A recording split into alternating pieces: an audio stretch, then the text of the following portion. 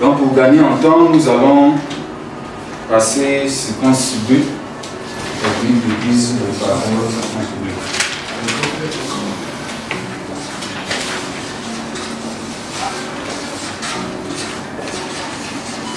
L'objectif ici, c'est que vous sachiez comment vous exprimer avec assurance. Convaincre ou vaincre la peur, surtout vaincre la peur, parler en public et captiver l'attention de l'auditoire. Comment faire? Cette séquence nous l'enseigne. Vous avez déjà une idée de votre projet, vous savez en parler un peu puisque nous venons d'apprendre déjà comment parler de son projet en amont et c'est ce qui fera ce que vous soyez un véritable champion, une véritable championne pour la présentation de votre projet. C'est cette partie aussi qui viendra pour confirmer. Maintenant, qu'est-ce qui se passe lorsqu'on prend la parole en public? Il y a beaucoup de choses qui se passent. Qui s'est senti déjà la gorge serrée quand vous parlez? Soit à cause de la peur ou de ceci, quelque chose de comme ça. Vous sentez comme si les mains en train de trembler, les pieds, comme si vous allez tomber. On a tendance à chercher le secours, ça. Voilà. Et surtout les idées qui s'envolent. C'est-à-dire que tu te dis même, et pourtant ça j'allais dire, comment c'est arrivé? Comment c'est arrivé? Ça, en réalité, je n'allais pas passer. Non. Mais il est parti. Donc, vous sentez la trouille, la peur. Vous sentez les pieds commencent à changer de forme. Et il y a même d'autres personnes. Et puis, il y a une technique qu'on enseigne souvent. Je vois ça même sur les réseaux. Dit-on, pour prendre la parole en public, il faut tenir quelque chose. Enfin, c'est la pire de manière. Parce que ça peut se retrouver dans la bouche.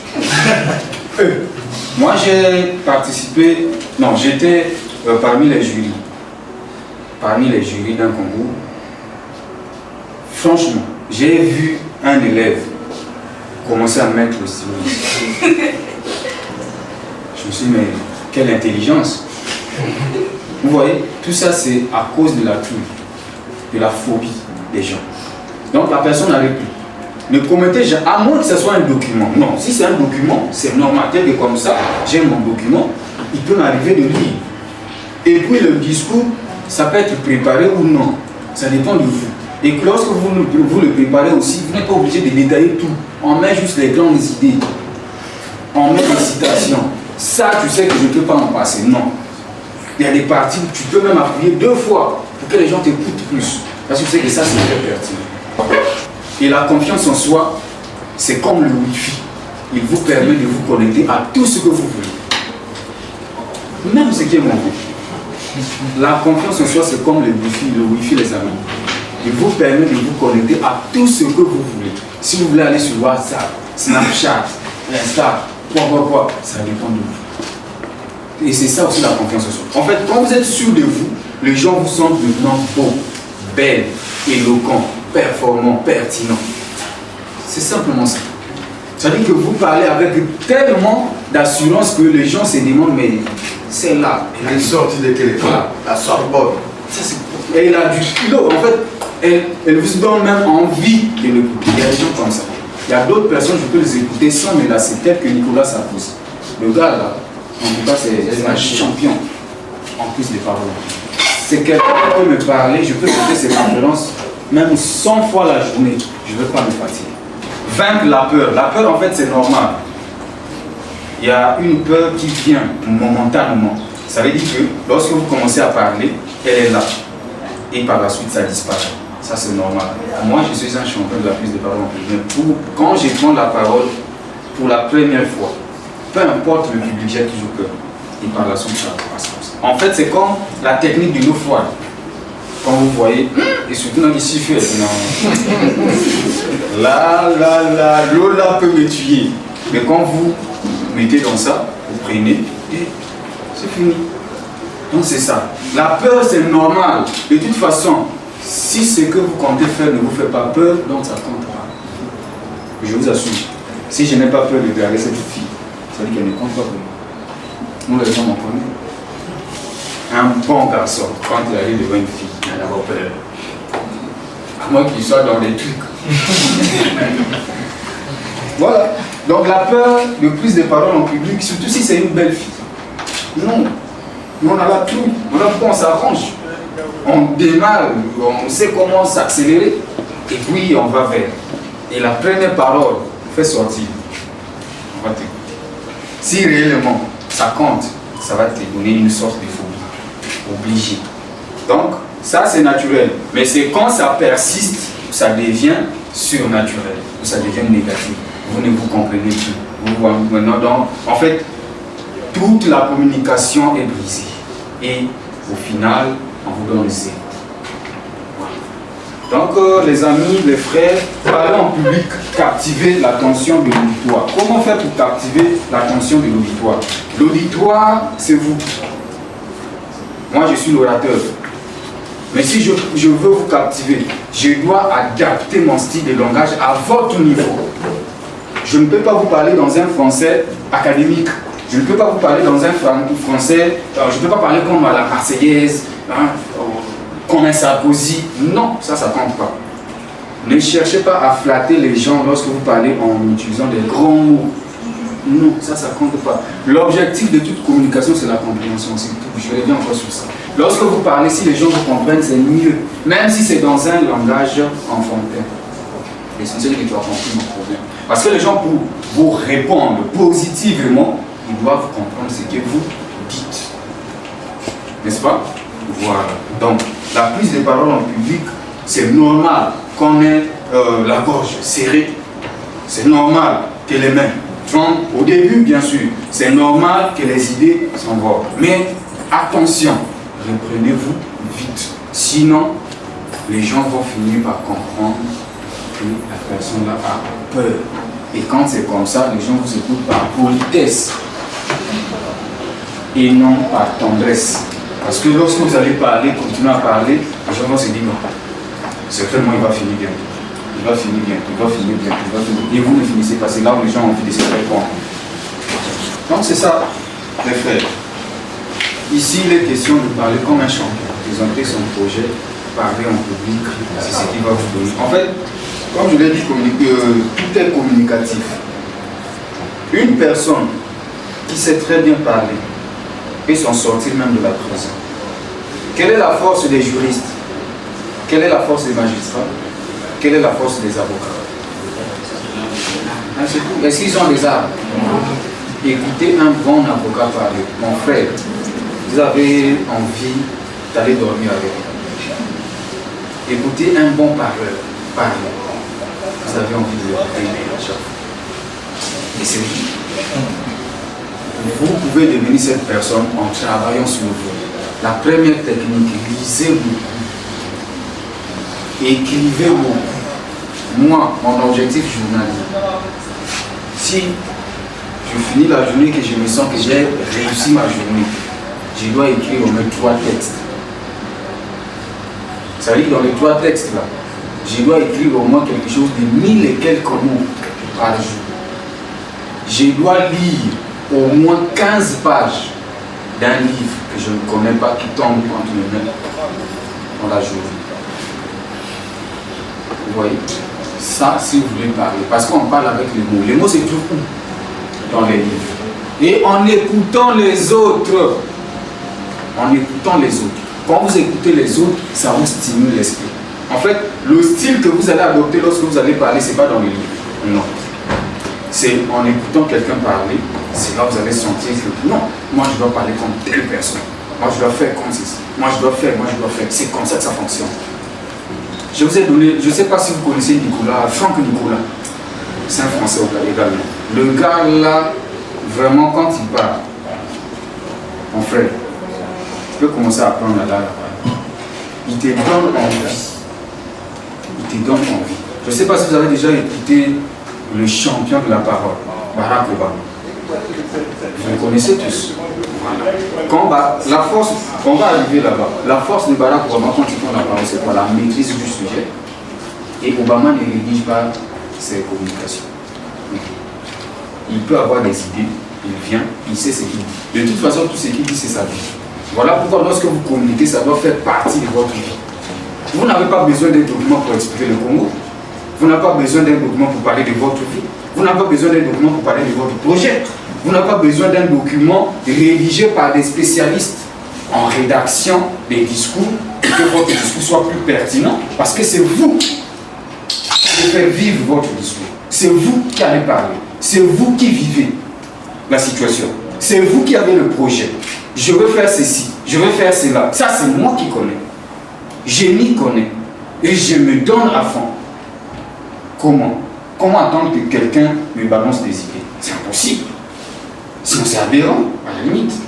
Je ne vois pas l'intérêt de vouloir quelqu'un. Voilà pourquoi même les conseillers, que dans tous les domaines, ne donnent que des idées. À chef, je pense que, à mon humble avis, si vous faites comme ça peut aller. Et c'est au chef de conclure. C'est comme ça que ça fonctionne. Je suis conseiller social, je suis conseiller politique. Mais lorsque vous parlez avec un chef, on le propose. C'est comme vous. Vous avez vos sujets, vous avez vos projets. Vous allez les proposer aux gens. Mais avec quel temps? Avec quelle méthode? Avec quelle façon? La prise de parole en public. C'est très intéressant. Si vous savez parler, en tout cas, même si on dit qu'aujourd'hui, vous allez faire la prison à vie. Un seul mot, une seule phrase pour faire sortir. Donc, ayez cette technique. C'est normal d'avoir peur, comme je l'ai dit, c'est normal. La bonne nouvelle, c'est que ça se travaille. Ça se travaille. Écoutez surtout les autres. Quand les autres parlent, prenez note. Moi, c'est ça. Je n'ai que deux façons d'apprendre. Soit j'écris ce que j'entends, soit j'écoute ce que j'entends. Tel que là, tout ce que je dis, si ça vous plaît, rien ne vous empêche d'écrire. À la maison, si là vous allez me voir, ah, monsieur Minondi a parlé de ça, mais comment faire? Peut-être qu'à la fin, le contact est tout, c'est vrai que ça va toujours rester, mais ce qui est plus important, c'est vous. Au sorti de la formation, pour que l'on sente que vous avez subi une formation, vous devez avoir maintenant les piliers de la prise de parole en public pour cette partie. C'est très important. Donc, nous allons passer à une activité. Voilà. Partie 1. Préparer son corps et sa voix. Préparer son corps et sa voix. Écoutez, le corps humain est un instrument. On peut l'adapter à tout. Il va accepter. Le corps humain est un instrument, on peut l'adapter à tout, il va accepter.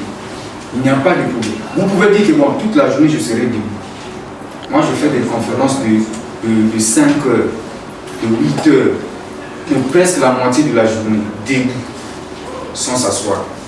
Je n'ai pas besoin d'une chaise, parce que j'ai adapté mon corps. En fait, même en sortant de la maison, il faut parler à vous-même.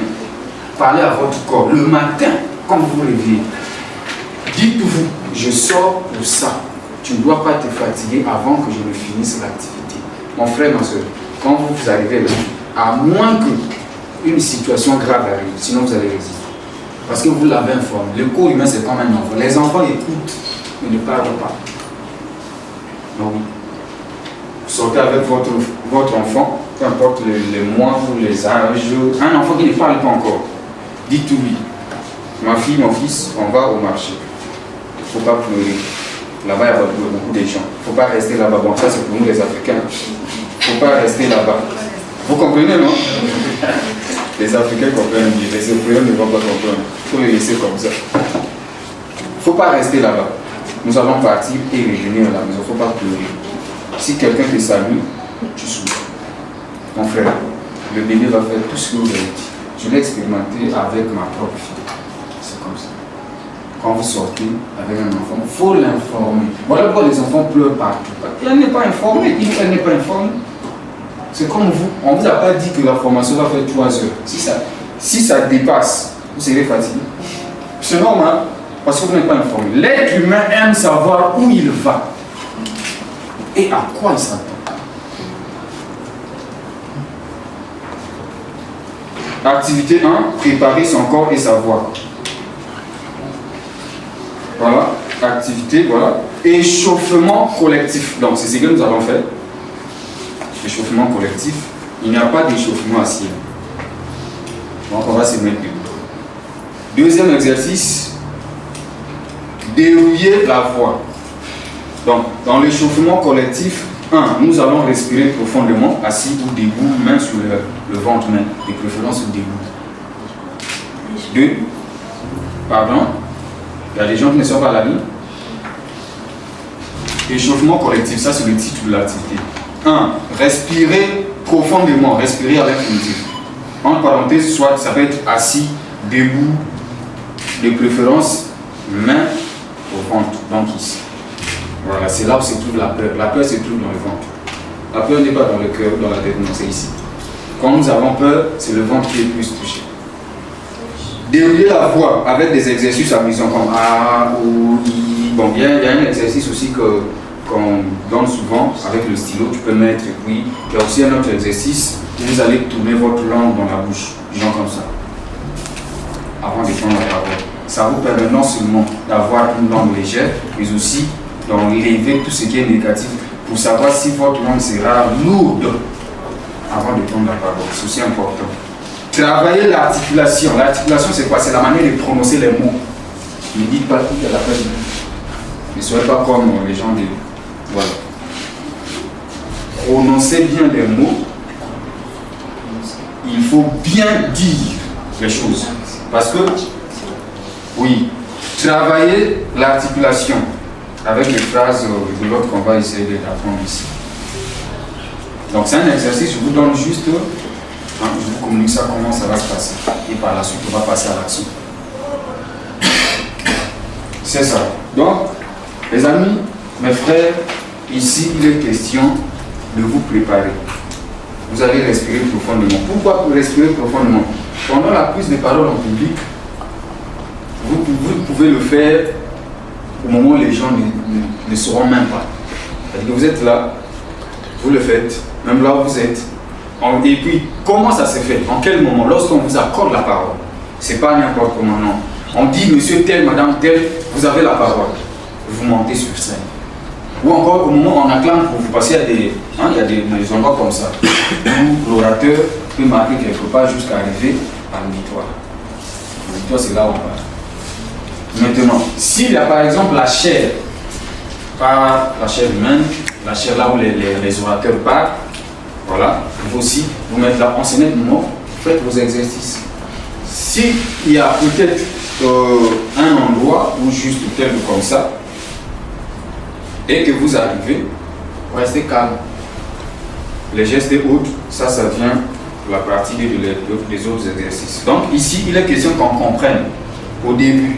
Il faut respirer profondément, dérouiller la voix, travailler l'articulation.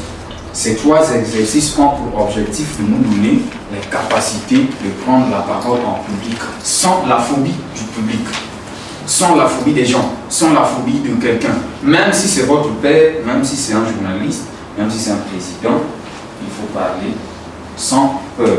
Parce que la peur, quand elle résiste, elle casse tout. La peur, c'est comme le vent. Ça vient et puis ça passe.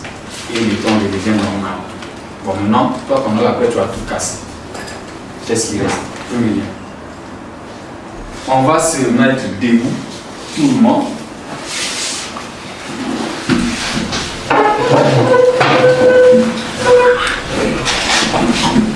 Alors, puisqu'on est debout, on va mettre le ventre. Pas le ventre de votre voisin. Vous n'êtes pas médecin, non. Faites attention. Ne tenez pas le ventre déjà. Tenez votre propre ventre comme ça. En fait, la bonne prise de parole en public, ça se fait debout.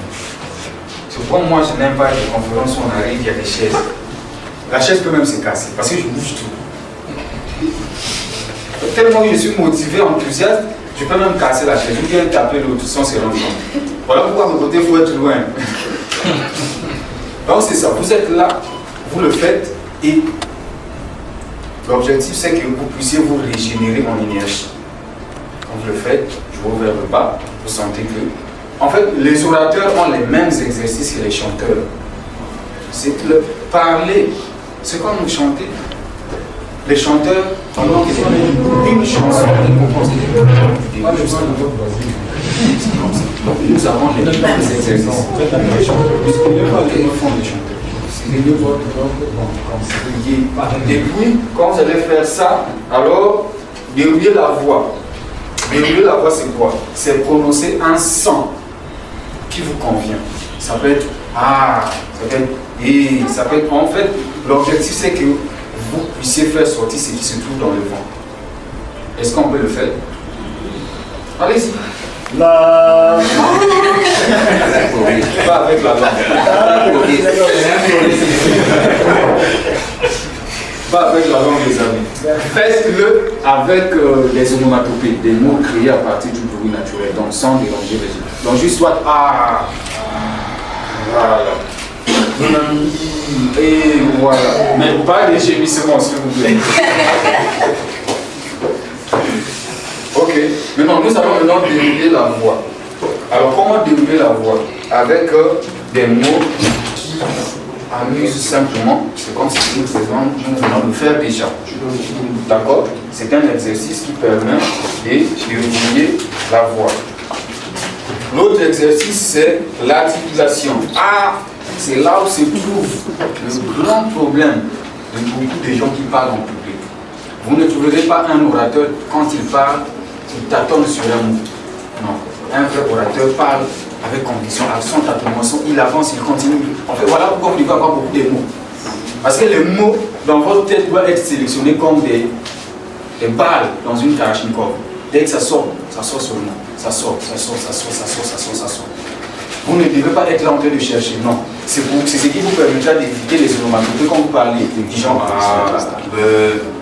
ça ne signifie rien. Ça ne signifie rien. Donc, ici, on va apprendre avec cette phrase. C'est sûr que ça sera difficile pour nous tous. Nous allons prononcer à haute et intelligible voix cette phrase. Les chaussettes du l'archiduchesse sont-elles sèches? Ça commence bien ici. Jésus s'est chassé Jésus. Jésus s'est chassé Jésus. Non. Jésus s'est chassé Jésus.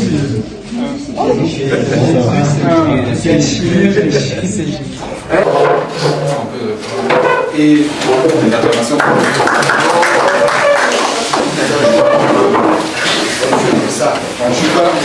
Donc les amis, on doit maintenant faire comment? En profiter. Voilà pourquoi je vous passe l'information. J'ai un compte YouTube. Il y a une vidéo où j'ai parlé des 4 qualités pour réussir. Bon, pas pour réussir, moi la réussite, je n'aime pas trop parler de ça. Moi j'aime le progrès. Parce que progresser c'est mieux que réussir. Quand vous réussissez, ça veut dire que tout est là. En fait, en dehors du progrès, tu vas parler de l'émancipation. Voilà même. Je préfère encore même l'émancipation. Parce que c'est plus fort. C'est plus fort que réussir. Non, quand quelqu'un réussit, on dit une soirée. Tout est là, non?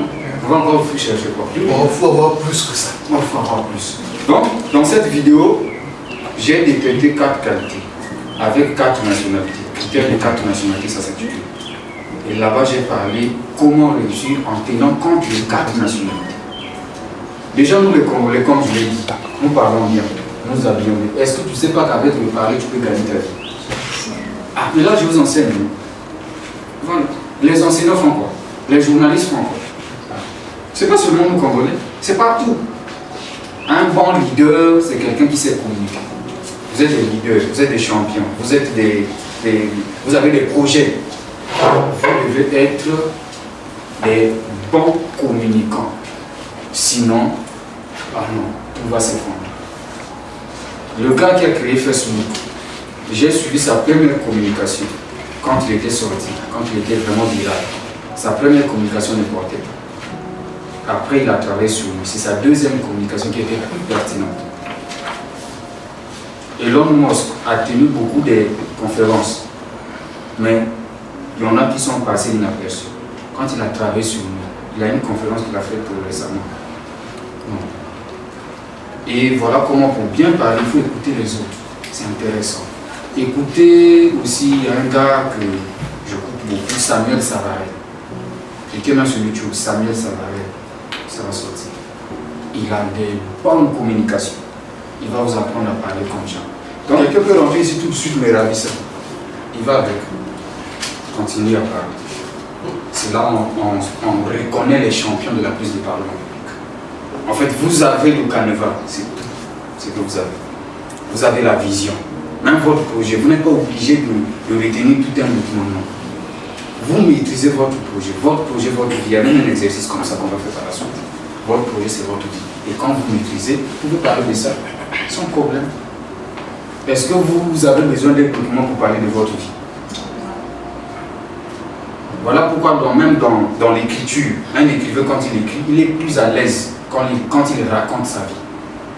Même quand nous parlons, nous sommes plus à l'aise lorsque nous racontons des histoires que nous maîtrisons, que nous avons vécues.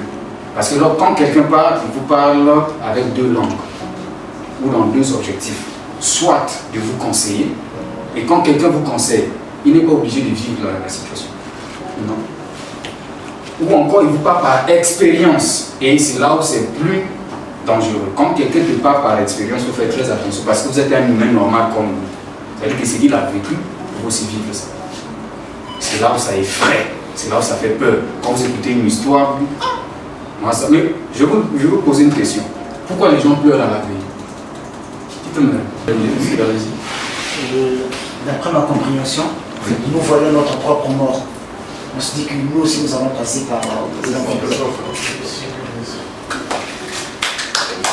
Qui d'autre a eu vu? Si c'est fini, c'est fini. C'est ça. Non, vous pouvez vous partager votre idée. Non, mais c'est pas mauvais. Puis c'est la question énième. On pleure à la veillée, simplement on projette notre mort. On voit que si lui, il est parti, moi c'est peut-être le second. Et on commence à pleurer. Au-delà des événements, au-delà de l'affection, au-delà de ses papas, au-delà de ses mamans, au-delà de c'est mon ami, c'est mon frère, c'est. Parce qu'on est en train de vivre en fait le moment que nous n'allons pas voir dans notre vie. Parce que quand on est mort ou quand on décède, on ne voit plus rien. Je ne sais pas, c'est un peu un sujet philosophique, il faut laisser la philosophie tranquille. Mais naturellement, on est conscient que la personne n'est plus là. Et tout ce qui se passe, la personne n'est plus là. C'est ce qui nous fait pleurer. Au-delà de penser, qui va encore me payer les affaires, qui va encore soutenir mes études, parce qu'il y en a qui pleurent non par raison. C'est comme un gars un jour à la vie, tellement qu'il pleurait, et ça commençait avant les gens qui meurent. Les gens aussi commençaient à pleurer. Un homme qui pleure comme ça. Mais puis un gars, mon frère, c'est vrai. Soyons quand même hommes. Un homme pleure, après ça s'arrête. Mais qu'est-ce qui se passe? Mon frère, c'est lui qui soutenait tout sur moi. C'est-à-dire que quand j'ai enseigné une femme, il l'a fait. Le travail, c'est lui qui m'a donné. Les voyages, c'est lui. Donc aujourd'hui, cette personne d'avoir parti, pour moi c'est un grand choc. Vous voyez? Autrement dit, les opportunités que la personne m'a données, est-ce qu'après sa vie j'en aurai toujours? C'est lui qui nous fait. Donc c'était une parenthèse. Après, il faut faire comme ça, c'est très important. L'exercice que nous venons de faire, vous pouvez continuer ça à la maison avec d'autres phrases, cela nous permettra de bien avancer. Pourquoi le corps bloque-t-il parfois quand on parle? C'est-à-dire que vous parlez et subitement, c'est comme de l'électricité qui entre en vous et vous sentez comme un arrêt subit. Qu'est-ce qui fait ça? Est-ce l'émotion, la peur toujours, ou encore, parce que considérons que là vous êtes en train de parler, vous n'avez plus peur, mais subitement, tout chute. Le stress, oui, ça peut aussi arriver. La peur peut aussi encore revenir, parce que c'est un démon, si vous ne le chassez pas bien, il revient. Il y a aussi le manque de mots. Manque de mots. Parfois on est à bout de mots. Oui. On peut aussi constater la présence d'une personne. Et évidemment, c'est comme ce que le chef a dit. En fait, c'est une autre partie, je crois, après ici, on va... Voilà, c'est tout juste après. Je ne veux pas aborder ça pour ne pas anticiper déjà. C'est ça, la peur de voir quelqu'un que vous connaissez. Imaginez que vous êtes en train de parler devant le président de la République. Il est là, on vous demande de parler. Moi, je me suis toujours demandé, les gens qui pressent devant le président font comment? Imaginez le président est là, toi tu fais des imos et tu dois le faire lire. C'est pas simple.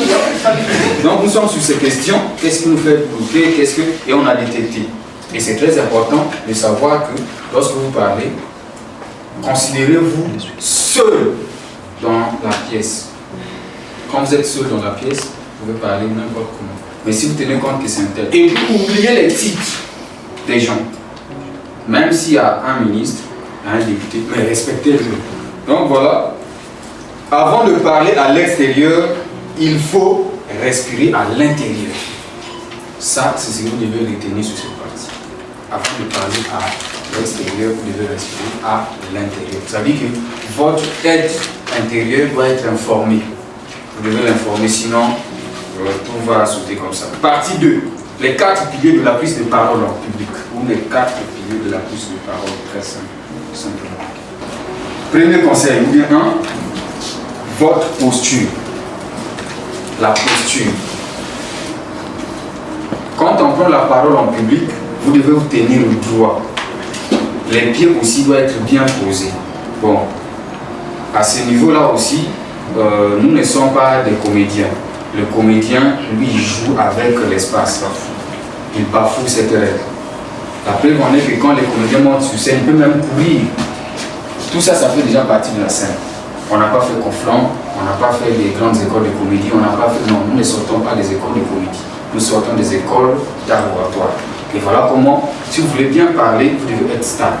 Pourquoi être stable? Parce que lorsque vous parlez, tous les regards sont dirigés vers vous. Imaginez que vous faites ça, les gens vous suivent. Vous faites ça, les gens vous suivent. Donc ça sera comme un jeu. Ouais. Et surtout lui qui est plus proche à chaque fois, et vous pouvez faire souffler les gens de la tête. On peut partir à gauche, partir à droite, et finalement on ne comprend plus. Et il y a un président américain qui avait beaucoup cette erreur. Je crois que c'est à moi qui ma tête me joint ça tout. George Bush, voilà, George Bush. Lui, quand il prenait la parole, tout son gestuel allait n'importe où. On l'appelait moulin avant. Donc il parle, il fait ça. Donc, en fait, votre gestuel ou encore la manière de vous tenir, ça vous permet de donner plus de force. Quand vous êtes stable et que vous faites avec des... Parce qu'un bon gestuel, c'est lorsque vous êtes stable. Les pieds, comme celle qui est en train de tirer, vous êtes là stable. Les mains aussi en train de montrer ce qu'il faut. Donc tenez-vous droit, bien posé. Évitez de balancer, de croiser les bras. Il y a d'autres personnes qui parlent et vous êtes comme ça, vous êtes en train de... Je ne sais pas, si vous êtes un enseignant dans votre salle, vous êtes autonome. Un surveillant aussi, bon, je ne sais pas. Non. Donc c'est comme ça, ça peut aussi aller et vous faites avec. Voilà. Mais lorsque vous voulez vraiment être dans les normes de la prise de parole en public, il est strictement interdit, je dirais même, de croiser surtout les bras. Parce que quand vous faites ça, vous ne donnez pas de respect au public. Parce que seul un supérieur peut te parler comme il fait. Et en ce moment-là, en fait, nous les orateurs, on est conscients que quand on parle, le public c'est notre patron. Tout orateur est conscient de ça. Parce qu'en ce moment-là, le héros, c'est le public. Imagine, tu fais mal à ton héros. Voilà pourquoi certains musiciens sont chassés. Mais c'est normal. Vous montez, comme ça, chanter, le public n'est pas content de toi. Bima, bima, jusqu'à ce que tu vas bima. Oui. Si tu refuses, nous on sort. Maintenant, l'autre intervenant là, est-ce qu'il va accepter? Non. Donc, toi, il faut partir. Le maître de cérémonie sera obligé de la sécurité de vous signaler soit tendrement ou encore pour prendre des forces. Ah, monsieur le public n'a pas besoin de vous. Donc, pour le respect du public, tenez-vous droit, restez là, n'allez pas à gauche, n'allez pas à droite. Maintenant, si, je ne sais pas si vous avez déjà suivi des conférences TED, sur Internet, ça passe souvent. Conférence TED, il y a sous forme de tapis rouge qu'on a déjà fait. Donc, vous, quand vous arrivez, vous devez vous mettre à l'intérieur. Ça veut dire quoi? Ne jamais sortir de ce cadre. C'est tapis rouge, je voulais comme ça. Jamais sortir. Donc, quand vous prenez tous vos mouvements doivent être contrôlés. Si vous êtes au fond, reculez déjà. Il ne faut pas trop bouger. Et un gars qui a vraiment travaillé sur ça, on peut même le considérer comme le meilleur actuellement. Donc lui, quand il a commencé à parler, il a fait une conférence de 13 minutes. Pendant les 13 minutes, il a fait seulement 3 mouvements. Et les mouvements là, quand on vous parle de mouvements, ce n'est même pas un mouvement, parfois juste comme ça. Il repart, comme ça, il revient. Donc, quand il essaie d'avancer, il recule. Pourquoi? Parce que lorsque vous êtes là, ça vous donne une certaine spécificité de ce que vous dites. L'assurance même vient de là. La dernière énergie, si vous voulez la poser, c'est là où vous êtes. C'est pas en bousculant, non. Même pendant les techniques de combat, pour ceux qui sont en nouvelle de boxe, comme moi, je ne me bats pas. Mais tu vas te battre. Il est strictement interdit. Quand vous êtes comme ça, et réguler, même d'un demi-pas, c'est pas permis. Si vous le faites, votre coach à la fin va vous blâmer. Il est plutôt conseillé d'avancer. Même d'un demi-pas, c'est déjà un effort. Donc, tant mieux encaisser que reculer. D'accord? Donc, quand vous allez prendre la parole, plus tard, quand vous allez présenter vos projets, souvenez-vous de ça aussi, c'est très important. Deuxième pilier ou encore règle, je ne sais pas comment l'appeler. On parle en termes de pilier. Deuxième, la voix. Votre voix doit être forte. Votre voix ne doit pas aller vite. Votre voix ne doit pas aller aussi trop lent. Parce qu'il y a des gens tellement qui parlent vite, on ne comprend plus rien à la fin. Il y a des gens aussi tellement que vous parlez lentement, ça devient ennuyant. Donc, parlez fort, mais sans déranger. Il y a un gars qui est très fort dans ça, c'est l'actuel président des États-Unis. Malgré tout ce qu'il est, moi je l'aime de ce côté. En tout cas, c'est un gars quand il parle toujours fort. Et lorsque vous l'écoutez, vous comprenez son message. Et c'est ce qui fait assurer qu'il gagne des combats d'orateurs. Il faut respirer. Il faut respirer. Mettre de l'énergie dans les mots. Comment on met l'énergie dans les mots? C'est à travers l'enthousiasme. L'enthousiasme est très important. L'enthousiasme vous permet de dire même des faussetés, mais dans la vérité. Comprenez mon langage. Ce que vous avez est faux, mais tellement que vous le défendez bien, les gens acceptent. Comment les gens font pour nous vendre des produits? Un jour, un gars m'a vendu un produit à la fin, je me suis dit, mais qu'est-ce que je veux faire avec le fait? Non, entre nous soit dit. Il y a des choses qu'on achète, à la fin on regrette. Oui. C'est important. Je vous dis, je me suis retrouvé avec un truc, je ne sais pas c'était quoi, ça donne comment. Jusqu'à aujourd'hui, je ne l'ai jamais utilisé. Je me suis dit, mais comment il a fait pour me vendre ça? C'est la persuasion. L'art de bien communiquer, c'est que vous avez. Votre projet, c'est votre produit. Et la meilleure partie dans l'entrepreneuriat, c'est le commerce. Un bon commerçant est un bon parleur. Un bon commerçant, c'est quelqu'un qui véhicule un message positif, qui voit toujours son produit dans un bon sens. J'ai fait marketing de terrain. Peut-être que vous en avez déjà entendu dans votre ancêtre. On ne sait jamais. Peut-être que vous le reconnaissez. C'est comme ça. Un bon vendeur, vous avez votre projet. Mais votre projet, c'est votre produit. Vous devez le vendre. Vous devez le présenter aux gens. Mais comment vous allez faire? Comment vous allez faire? Si vous ne communiquez pas bien, on ne va pas acheter. Non, on ne va pas acheter. Donc, mettez de l'énergie. En fait, lorsque vous parlez avec quelqu'un, tellement que vous êtes enthousiaste, la personne sera muette pour vous écouter. Et lorsque la personne est calme pour vous entendre, vous écouter, vous dominez sur elle. Même si elle vous écoute par politesse, vous dominez. Et là, vous profitez de l'occasion pour faire passer votre message. Et c'est comme ça aussi, à cause de votre enthousiasme ou grâce à votre enthousiasme, les gens vont agréer votre demande. Et un contrat, quand il est signé, On va plus un contrat en matière d'entrepreneuriat, quand on signe un contrat, il reste le contrat. À moins qu'il ait des mesures palliatives. C'est-à-dire, non, on n'avait pas prévu, et puis le contrat reste comme ça, on ne modifie pas les contrats juste comme ça. Non, moi je vous avais dit, pour tourner ça, il faut le temps. Le jour où vous allez m'appeler, préparez ce que je vous avais dit. Si on n'a pas, je ne viens pas. Ou encore vous-même, en partant, jusqu'au jour où vous aurez ce que je vous avais demandé. Vous allez me rappeler. C'est comme ça. Donc les amis, le combat de la prise de parole en public, c'est le plus grand au monde. Et pour que vous soyez ces champions, cette championne, voilà aussi des critères. Il faut, troisièmement, le regard. Voilà, un autre critère de base dans la prise de parole en public, c'est le regard. C'est dans le regard où se trouve l'intensité du désir. C'est dans le regard où se trouve l'intensité du désir. Plus vous regardez la chose, plus vous êtes intéressé, plus vous pouvez acheter. Plus vous l'écoutez avec beaucoup d'attention, plus il vous séduit, plus vous acceptez. Wow. C'est pas ça. Et un bon baratin. Alors, il faut faire attention avec les gens qui parlent bien. C'est des méchants pour moi. Moi, en fait, quand tellement que je suis dans le domaine, quand j'écoute quelqu'un bien parler là, j'ai peur de lui. Parce que c'est un terroriste engagé.